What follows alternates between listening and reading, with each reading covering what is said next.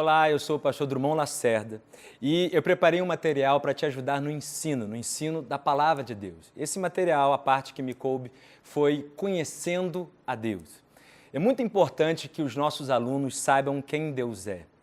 Muita gente começa a vida cristã conhecendo quem o diabo é, ou conhecendo quem elas são, ou conhecendo dimensões que não são tão essenciais como quem Deus é. A vida eterna consiste, diz a palavra, em conhecer a Deus. A vida eterna é esta. João 17, verso 3 diz que a vida eterna é esta, conhecer a Deus. É nisso que consiste a vida eterna, o conhecimento de Deus. Essa aula é muito importante.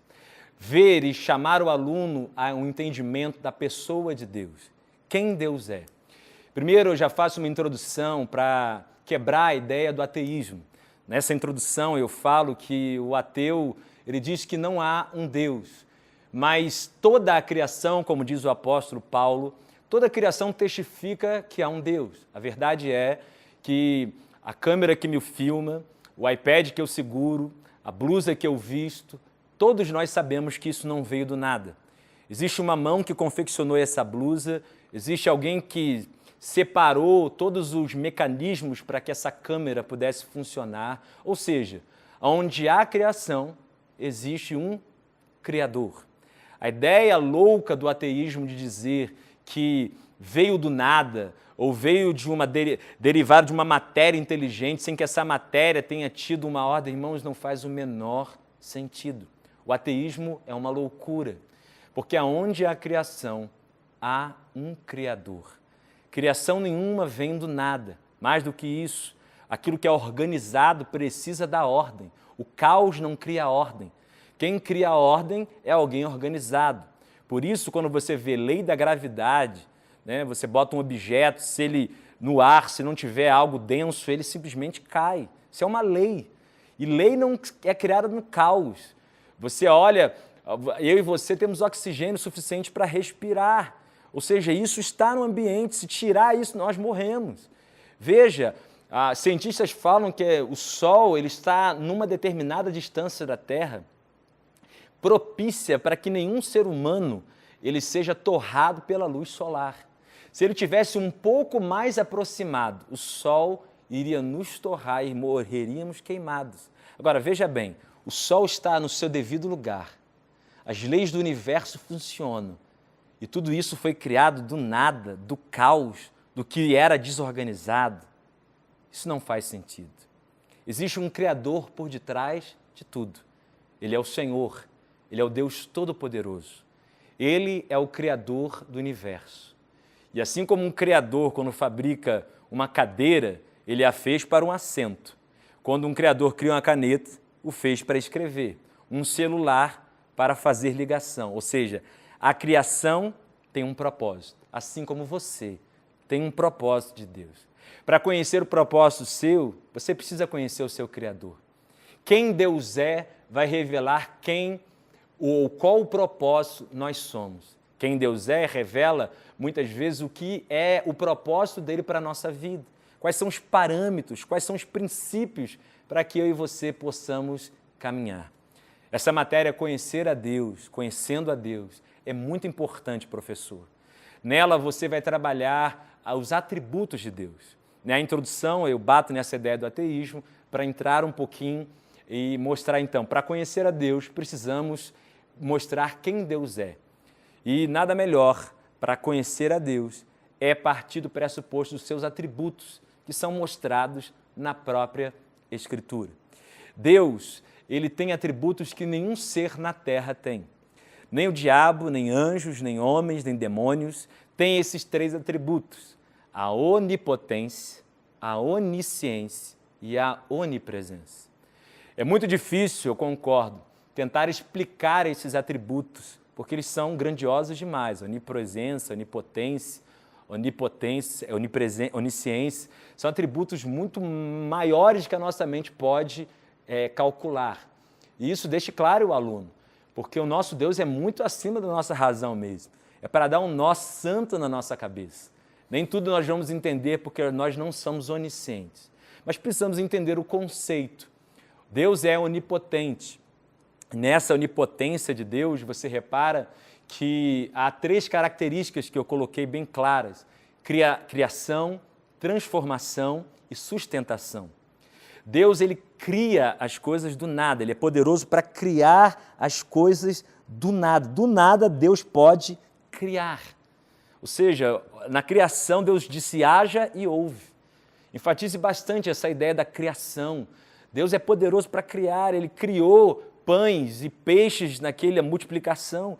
Do pão e do peixe ali houve um milagre criativo naquela situação. O pão e o peixe foi multiplicado. Houve transformação, o poder de Deus não só cria, mas transforma. A água é transformada em vinho, pecador é transformado em santo.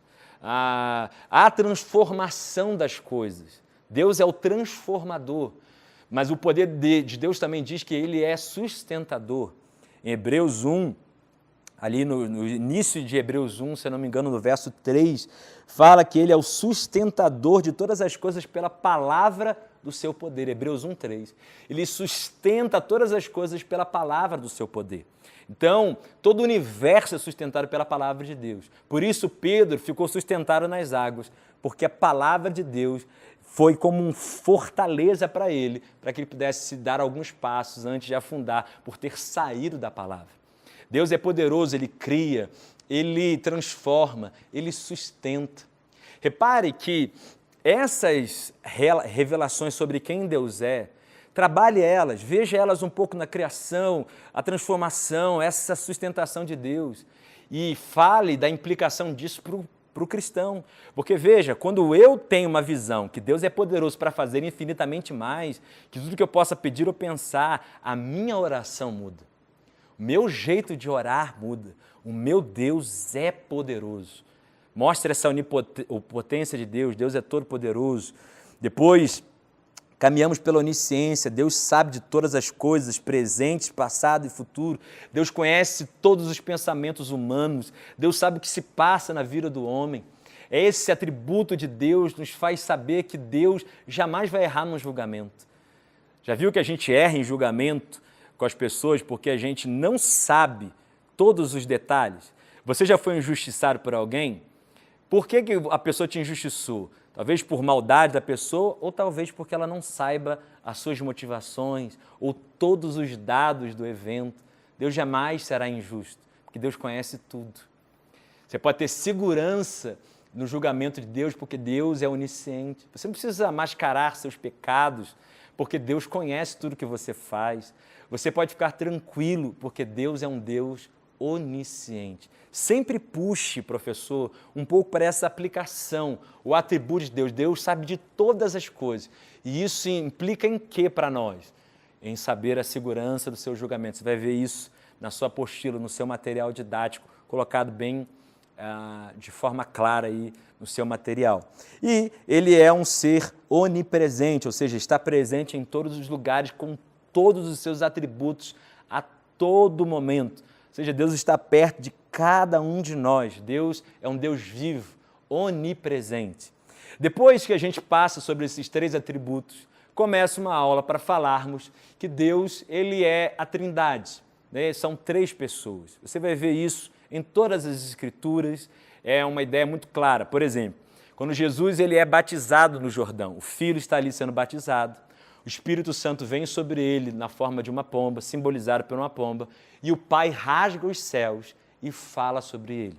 Então a Trindade está ali presente. Paulo fala da Trindade, né, do Pai, do Filho e do Espírito Santo, que o amor de Deus, que a doce graça do nosso Senhor Jesus Cristo e a comunhão do Espírito Santo esteja conosco. Ou seja, nós servimos a um Deus que é um só, mas são 3 pessoas distintas. São 3 pessoas distintas, mas eles têm o mesmo coração, a mesma identidade. Eles são 3 pessoas em uma só. Parece uma ideia tão diferente para nós, porque a nossa cabeça, nenhum de nós, a gente tem trigêmeos, mas os trigêmeos são diferentes, né? Não dá nem para fazer uma analogia com isso. Agora imagine trigêmeos que são um só. Então, para a nossa cabeça, talvez seja um entendimento que foge.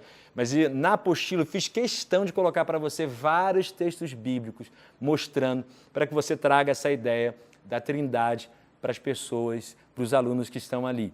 Aí depois que a gente apresenta, vamos então conhecendo quem Deus é através de cada pessoa da Trindade.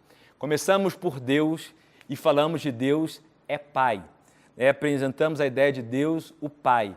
E essa ideia do Pai é a ideia do Deus que é amor. O amor de Deus, o amor do Pai. O Pai traz uma revelação de Deus, que Deus é amor. O Pai é aquele que ama, é aquele que abraça, aquele que envolve. Nossa geração sofreu com tantos maus exemplos do pai, da mãe, e carece de referencial de pai. Mostre para os seus alunos que Deus é Pai e que Deus é amor. Por isso, a gente está fazendo um trabalho quase que expositivo, ali em 1 Coríntios 13, com cada característica do amor. O amor é paciente, é benigno. Se Deus é amor, Deus é Pai, e o amor é paciente, é benigno. Isso está revelando as características do Pai. Por isso, na sua apostila, eu coloquei, embaixo de cada característica, algum comentário que você também pode ali adicionar algo, comentar junto, falar mais coisas sobre esse assunto, revelando o caráter de Deus como Pai. Agora, esse Deus que é Pai, ele também é santo. É um outro atributo de Deus que é muito importante a gente não esquecer. Se nós revelarmos para os nossos alunos só a faceta de Deus como Pai, podemos perder a ideia de que Deus também é santo. Muita gente fica tão, é amor, Deus é Pai, e essa pessoa muitas vezes esqueceu que Deus é santo, que Deus é Senhor, que há uma santidade que eu preciso viver. Então, Deus é santo, é separado de todas as coisas, é acima de tudo. E aí a gente tem vários comentários acerca disso e a aplicação disso também para a nossa vida. Deus quer que a gente seja santo como Ele é, como o padrão que Ele tem. Depois que falamos sobre Deus Pai, vamos para a ideia de Jesus, ou seja, o Filho de Deus. Jesus é a expressão exata, a imagem exata do nosso Senhor, do Pai. Ele é a imagem exata, o Verbo que se fez carne. E Ele nos mostra o seu sacrifício. Por que Deus tomou a carne de Jesus? Você vai ver ali várias características que nos mostram por que Deus tomou nossa carne.